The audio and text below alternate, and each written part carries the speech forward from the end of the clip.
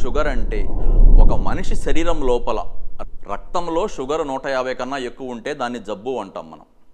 అదే మనిషి లోపల షుగరు రక్తంలో లేకుండా కండలోకో ఎముకలోకో లివర్లోకో వెళ్ళిపోతుంటే అది జబ్బు కాదు.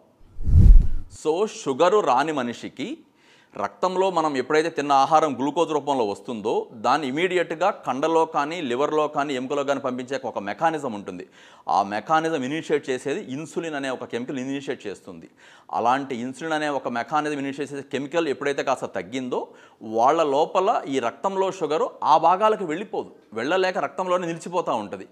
దానివలన మనం పరీక్ష చేసినప్పుడు అది 200, 250, 300 చూపిస్తూ ఉంటుంది. దెన్ అక్కడి నుంచి ప్రాబ్లం స్టార్ట్ అవుతుంది. సో ఎవరికైనా సరే షుగర్ అనేది కనుక వస్తే వాళ్ళెవరో కూడా అంత డిప్రెస్ అయిపోవాల్సిన పని ఏమీ లేదు.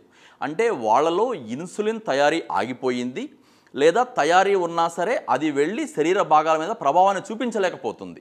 ఇవి రెండు దీనికి సమస్యలు.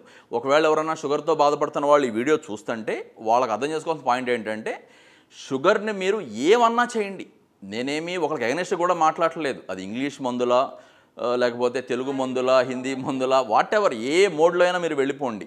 కాకపోతే ఎప్పుడు పరీక్ష చేసినా సరే మీ యొక్క HbA1c లెవెల్ 6 to 7 మధ్యలో ఉండాలి. దట్టు దాంతోపాటు మీరు యాక్టివ్గా పనిచేసుకోగలుగుతూ ఉండాలి.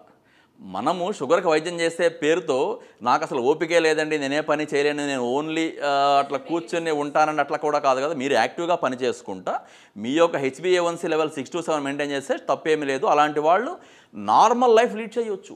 ఇన్స్పైట్ ఆఫ్ షుగర్ వాళ్ళకు ఉన్నా సరే ఎటువంటి ఇబ్బంది లేకుండా they have very comfortable and very lengthy and happy life. Sugar అనేది ఒక నంబర్ గేమ్. 100 ఉందా సో ఐఎమ్ హ్యాపీ, 150 ఉందా బోర్డర్ లైన్, 200 ఉందా ఎక్కువగా ఉంది. యాక్చువల్గా షుగర్ వలన జరిగే డ్యామేజ్ ఏంటంటే రక్తం అనేది చిక్కగా అయిపోతూ ఉంటుంది. అలా చిక్కగా అయిపోయే ప్రాసెస్లో ఈ రక్తనాళాల గోడలన్నీ కూడా గట్టిపడిపోయి షుగర్ కంట్రోల్లో లేకపోవడం ద్వారా రక్తనాళాలు పాడైపోయే ప్రాసెస్లో వాళ్ళకి గుండె జబ్బు వస్తుంది. అలాంటి రక్తనాళాలు పాడైపోయే ప్రాసెస్లోనే వాళ్ళకి పక్షవాతం కూడా వస్తుంది. ఒక రకమైన క్యాల్సిఫికేషన్ ఎక్కువైపోయి ఆర్టీరియోస్క్లిరోసిస్ అంటారు, ఎండోథీలియల్ డిస్ఫంక్షన్ అంటారు. అలాంటివి జరగడం ద్వారా ఈ సమస్యలన్నీ కిడ్నీ సమస్యలు కూడా వస్తున్నాయి. సో యాక్చువల్గా వీళ్ళు అంటే మనం పెద్ద దెబ్బ అనుకుంటున్న గుండెపోటు అవ్వచ్చు, కిడ్నీ పాడైపోవటం అవ్వచ్చు, పక్షవాతం అవ్వచ్చు. ఈ మూడిటికి రూట్ కాజే కంట్రోల్లో లేని బీపీ షుగర్.